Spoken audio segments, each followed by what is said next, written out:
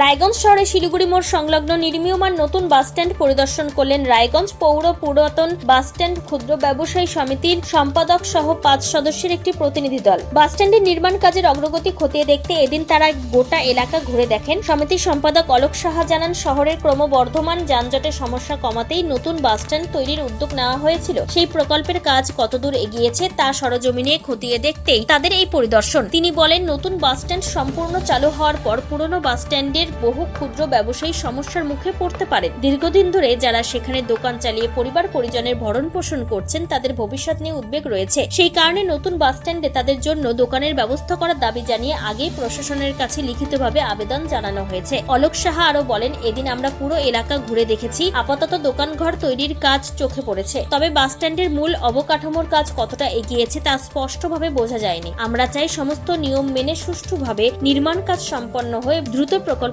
বাস্তবায়িত হোক। এই পরিদর্শনের মাধ্যমে ব্যবসায়ীদের ভবিষ্যৎ সুরক্ষা ও নতুন বাসস্ট্যান্ডে তাদের পুনর্বাসনের বিষয়টি ফের একবার সামনে উঠে এলো। আমরা সম্মত মতো জানতে পারলাম যে বাসস্ট্যান্ডের কাজ হচ্ছে। আমরাও পুরাতন বাসস্ট্যান্ডে আমরা ব্যবসা করি, তো বাসস্ট্যান্ড যখন স্থানান্তরিত হবে আমরা আশাবাদী যে বাসস্ট্যান্ডে আমরা দোকানঘর পাবো। এবং তার আগে আমাদের নৈতিক দায়িত্ব হিসাবে, নাগরিক হিসাবে আমরা দেখতে আসলাম এই বাসস্ট্যান্ডের কাজকর্ম কেমন হচ্ছে, সেই জন্য আমরা আজকে পরিদর্শন করতে আসলাম।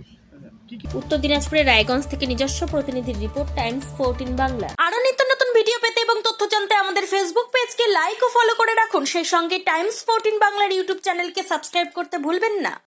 মুখের উজ্জ্বলতা হারিয়ে গেছে, স্পট পড়ে গেছে, ব্রণ ভর্তি, তাই আর দেরি না করে আজই আসুন রায়গঞ্জের চণ্ডীতলায় হেলথ প্লাস মাল্টি স্পেশালিটি ক্লিনিকে এবং এখানে পান অভিজ্ঞ ডাক্তার দ্বারা ফ্রি স্কিন টেস্ট।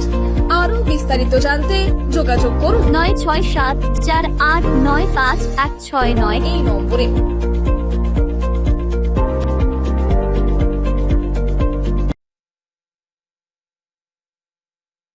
আজ তোমার বিয়ে সাজলো নতুন সাজে।